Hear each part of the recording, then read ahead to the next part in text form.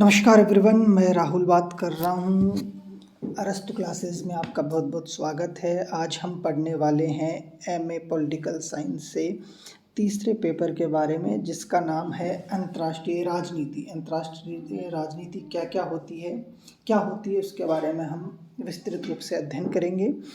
सबसे पहले अंतर्राष्ट्रीय राजनीति का अर्थ क्या है, इसको साधारण शब्दों में हम समझते हैं। अंतर्राष्ट्रीय राजनीति मतलब दो राष्ट्रों के मध्य राजनीति क्या कहलाती है? अंतर्राष्ट्रीय राजनीति। इसके अंदर हम मुख्य 3 तत्वों का अध्ययन करते हैं। मुख्य वो 3 तत्व कौन कौन से हैं, आइए जानते हैं। समूहों का अस्तित्व, राज्यों के मध्य संघर्ष, समूहों के द्वारा अपने हितों की पूर्ति के लिए शक्ति का प्रयोग। अपने हितों की पूर्ति के लिए शक्ति का प्रयोग। ओके, ये 3 तत्व हैं जो मुख्यतः अंतर्राष्ट्रीय राजनीति के अंदर सामने आते हैं। अंतर्राष्ट्रीय राजनीति में उन क्रियाओं का अध्ययन किया जाता है जिनके अंदर राज्य अपने राष्ट्र हितों की पूर्ति के लिए शक्ति का प्रयोग हमारा सामने आता है। मतलब अंतर्राष्ट्रीय राजनीति में उन क्रियाओं का अध्ययन करेंगे जिसके अंदर राज्य, अंतर्राष्ट्रीय राजनीति का प्रमुख लक्ष्य ही राज्य हित होता, राष्ट्र हित होता है और शक्ति के थ्रू हम उसको प्राप्त करते हैं। ओके,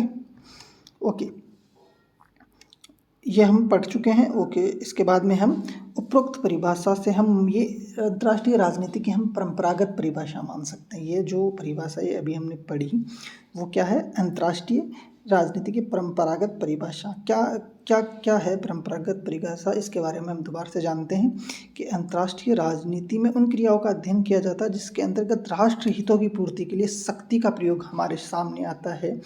इसका प्रमुख जो लक्ष्य होता है वो क्या होता है? राष्ट्रहित होता है। संघर्ष इसकी दिशा निर्धारित करता है तथा शक्ति जो है उद्देश्य प्राप्ति का प्रमुख साधन है।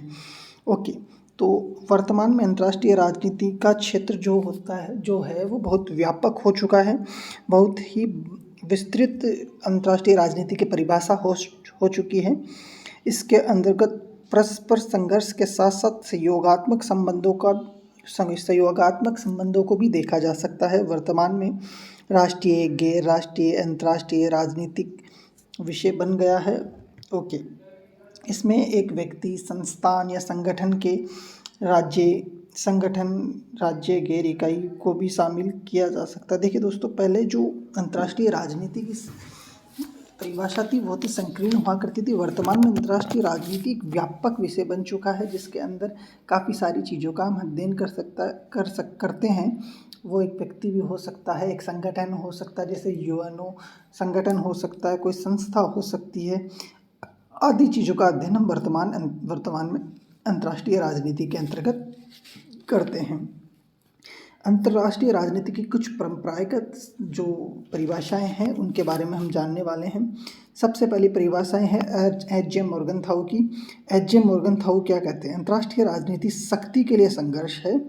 इसका उद्देश्य कुछ भी हो सकता है, लेकिन इसका तात्कालिक उद्देश्य सदैव शक्ति प्राप्त करना होता है। अंतर्राष्ट्रीय राजनीति क्या है? एक शक्ति के लिए संघर्ष है। इसका उद्देश्य कुछ भी हो, लेकिन इसका तात्कालिक उद्देश्य जो होता है हमेशा शक्ति प्राप्त करना होता है। ओके, अब पढ़ेंगे हम हार्टमैन की परिभाषा।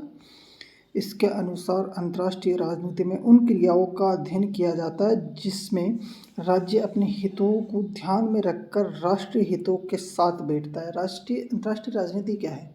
राज्य अपने हितों को भी ध्यान में रखेगा, इसके साथ दूसरे राष्ट्रीय जो भी राज्य है अपने हितों को ध्यान में रख के ही दूसरे राज्य के साथ समझौता या बैठता है या जो भी करता है। अंतर्राष्ट्रीय राजनीति के अंतर्गत राष्ट्रहित इसके अंदर महत्वपूर्ण होता है। ओके, पेडलफोर्ड तथा लिंकन के अनुसार अंतर्राष्ट्रीय राजनीति उस प्रक्रिया का नाम है जिसमें विभिन्न राष्ट्र अपनी नीतियों तथा कार्यों द्वारा राष्ट्र हित को सिद्ध करने के लिए बराबर प्रयास करते। देखो दोस्तों, पेडलफोर्ड तथा लिंकन क्या कहते हैं? अंतर्राष्ट्रीय राजनीति उस प्रक्रिया का नाम है जिसमें विभिन्न राष्ट्र अपनी नीतियों तथा शक्तियों के द्वारा राष्ट्र हित को सिद्ध करने के लिए लगे। दोस्तों, जो अंतर्राष्ट्रीय राजनीति है उसका प्रमुख लक्ष्य 2 ही है।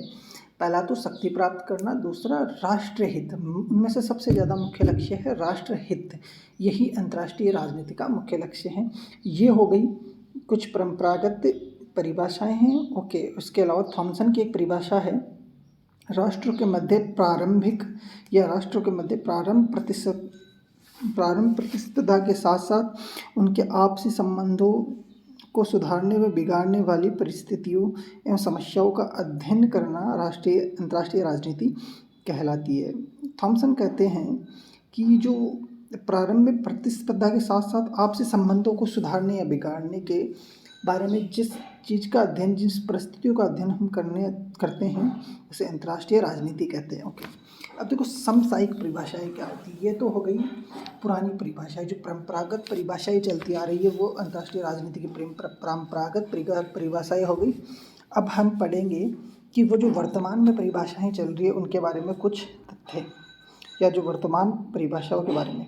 नवीन परिभाषाओं में अंतर्राष्ट्रीय राजनीति एक व्यापक स्वरूप में चर्चा की गई है। इसके अंतर्गत नवीन कारकों जैसे अंतर्राष्ट्रीय संगठन, संस्थाएं, कुछ व्यक्ति आदि को सम्मिलित किया गया है। इसके अंदर संघर्ष के साथ साथ सहयोगात्मक, प्रत्यक्ष अप्रत्यक्ष रूप से प्रभावित करने वाले कारकों को भी शामिल किया गया है, जैसे धार्मिक, सामाजिक एवं तकनीकी आदि पहलुओं का उल्लेख किया गया है। ओके, नॉर्मन डी पर